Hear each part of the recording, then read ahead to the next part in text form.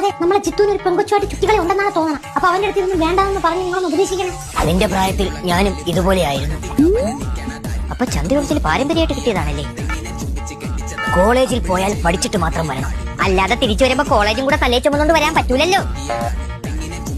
ഞാൻ കോളേജിൽ പഠിച്ചിരുന്ന സമയത്ത്, എവിടാ? ഞാൻ 8ാം ക്ലാസ്സിൽ പഠിച്ചിരുന്ന സമയത്ത്, എങ്ങനാ?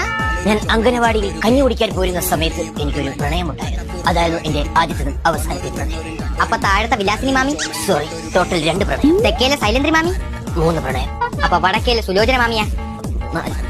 നമുക്ക് ആ ടോപ്പിക് തന്നെ വിടാം, പുല്ല് പറയണ്ടായിരുന്നു. നിങ്ങൾക്കറിയാലോ, എനിക്ക് 2 മക്കളാണുള്ളത്. ആരൊക്കെ അത്?